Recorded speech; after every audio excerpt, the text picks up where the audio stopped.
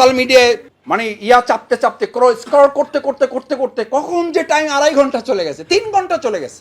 এখন খুব বুদ্ধিমান যারা তারা আবার ফোনে করেছে, টাইম সেট করেছে কতক্ষণ থাকে এটা দেখার জন্য। তো দেখে বলে যে গতকালকে তো 8 ঘন্টা ছিলাম, আজকে সেই অনুযায়ী 6 ঘন্টায় আসতে পারছে, আলহামদুলিল্লাহ। ও যদি 6 ঘন্টা শুধু মোবাইলেই থাকে তাহলে তার লাইফ কোথায়?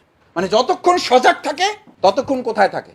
ভালো করে খেয়াল করে দেখো, একটা মোবাইলকে আমি বলছি না, এখন যারা মোবাইল পরিচালনা করে, মোবাইল যারা সৃষ্টি করেছেন, তৈরি করেছেন, তারা বলে এইটা একটা মোবাইল কারো হাতে থাকা আর একটা অ্যাটম বোম তার হাতে থাকার মধ্যে কোনো পার্থক্য।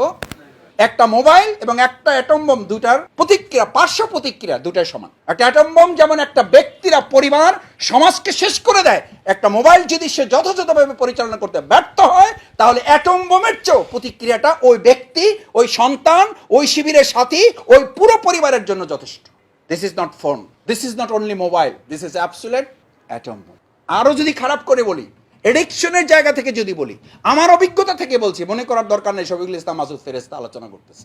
আরও যদি ভিতরে গিয়ে বলি, এটাও গবেষণার রেজাল্ট বলছি তোমাকে, প্রেস ক্লাবে আলোচনা হয়েছে, আমি পত্রিকায় সেখান থেকে কোট করেছি।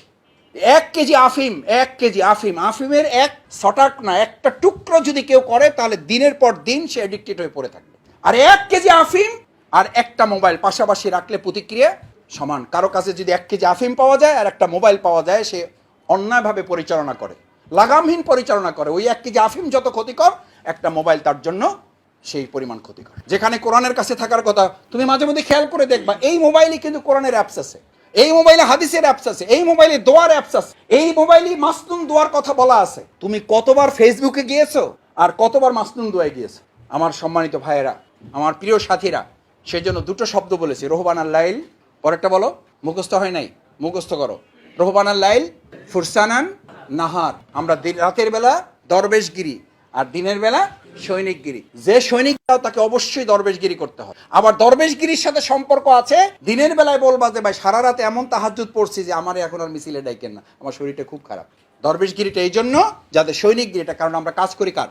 যে আল্লাহর কাজ করো, সে আল্লাহ তোমাকে সাহায্য না করলে ফা আম্মা মান আতা, ওই যে সময়দানের কথা বলেছি, ফা আম্মা মান আতা, যদি তোমাকে নিবেদিত করো, ওয়াত্তাকা, এক আল্লাহকে ভয় করো, অসাদ্দাকা বিল হুসনা, এবং আল্লাহ প্রদত্ত জীবনের ভারসাম্যপূর্ণ নীতিমালাগুলো যদি তুমি কোরআনের আলোকে, ইসলামের আলোকে মেনে চলো, তাহলে আল্লাহর রেজাল্টটা শোনো, জান্নাত জাহান্নামের ফয়সালা না। নগদিতে পেতে চাও, আল্লাহ নগদ দিচ্ছেন। এটার বিনিময়ে বলা হয়নি তোমাদেরকে জান্নাতে সুখ সম্পর্ক দেওয়া হবে। আল্লাহ তাআলা বললেন এটার বিনিময় হচ্ছে ফাসানুয়া সিরহু লিল ইউসরা, গোটা দুনিয়াটা যা যা কাঠিন্যতা ছিল আমি আল্লাহ তোমাদের জন্য সহজ করে দেবো। সুবহানাল্লাহ। আল্লাহ যদি সহজ করে দেয় তাহলে ম্যাথ তোমার জন্য কঠিন, আল্লাহ যদি সহজ করে দেয় তাহলে বায়োলজি তোমার জন্য কঠিন, আল্লাহ যদি সহজ করে দেয় তাহলে কেমিস্ট্রি তোমার জন্য কঠিন। কঠিন হচ্ছে কেন? হচ্ছে আল্লাহর দিনের জন্য তুমি সময়টাকে যত পরে আয়াতটা খেয়াল করো। আমার কথা, আমার বক্তৃতা শুনবা কেন? আমাদের কেউ কেউ বলে, কয় মাসুদ ভাই আমাদের লোকদেরকে তো আমরা কি করতে পারছি না, অ্যাটাক করতে পারছি না, তাদেরকে অ্যাট্রাক্ট করতে পারতেছি না, আমরা তাদেরকে আকর্ষণ করতে পারছি না, আমাদের অমুক, ওই যে নাম বলে 2-4 জনের, আমি তাদের নামও বলতে চাই, 1.5 কোটি 2 কোটি ভিউ তাদের। গোটা জীবনের আলোচনায় যারা একটা কোরআন একটা হাদিস ব্যবহার করে না, এই ভিউ তোমাকে দুনিয়ার জীবনে কিছু সফলতা দিলেও প্রকৃত অর্থে তোমাকে জাহান্নামের পথিক ছাড়া আর কিছুই বানাতে পারে। আবু জেহেল তো ওই সময়ের সবচেয়ে বড় মূর্খ ছিল না, আবুল হেকাম ছিল সবচেয়ে বড় পণ্ডিত ছিল। রাসূল সাল্লাল্লাহু আলাইহি ওয়াসাল্লাম তার বিরুদ্ধে লড়াই করেছেন কেন? তাকে আবু জেহেল নাম দেওয়া হলো কেন? সুতরাং তোমাদেরকে এটাও খেয়াল রাখতে হবে, কোরআন এবং হাদিস থেকে যদি মোটিভেশন গ্রহণ করতে ব্যর্থ হও, ফা আম্মা মান আতা, এই আয়াতের পরে আল্লাহ তাআলা বলেন ও আম্মা মান বাখিলা, যদি তোমরা কৃপণতা করো আল্লাহর বিধান মানার ক্ষেত্রে, ভারসাম্যপূর্ণ জীবনের এই পরিকল্পনাগুলো গ্রহণ করতে, ওয়াস্তাগনা, এটা তোমাদের বাড়াবাড়ি, ওয়াকাজ্জাবা বিল হুসনা, আল্লাহর বিধানের প্রতি মিথ্যা আরোপ করলো, যদি করলা তাহলে পরিণতিটা শোনো, জাহান্নামে যাবা তা বলা হয় নাই। ফাসানুয়া সিরহু লিল উসরা, যা তোমার জন্য সহজ ছিল আমি ওটাও তোমার জন্য কঠিন করে দেবো। কঠিন করে দেবো এটা ফিউচার টেন্সে হবে না, প্রেজেন্ট টেন্সে হবে। অলরেডি আমাদের জন্য কঠিন করে দেওয়া, এই কাঠিন্যতা থেকে বের হয়ে আসতে আল্লাহর বিধানের দিকে আমাদের ফিরে আসাই হচ্ছে ভারসাম্যপূর্ণ জীবনের একমাত্র হাইওয়ে, অনলি হাইওয়ে। আল্লাহ সুবহানাহু ওয়া তাআলা আমাদেরকে তৌফিক দান করুন।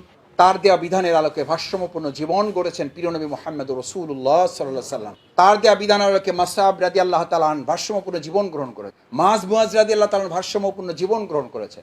আল্লাহ তাআলা তার আলোকে আমাদের জীবনকে ভারসাম্যপূর্ণ গঠন করে আল্লাহর হক, পিতামাতার হক, ব্যক্তির হক, ছাত্র জীবনে কেরিয়ার গঠন করার প্রতি আমাদের যথাযথ হক, এবং পাশাপাশি আল্লাহ প্রদত্ত বিধান আল্লাহর জমিনে বাস্তবায়ন করার যে দায়িত্ব আমাদের উপর আছে, সেই দায়িত্ব পালনে হক পালন করার তৌফিক দান করুন। আসসালামু আলাইকুম ওয়া রাহমাতুল্লাহি ওয়া বারাকাতুহু।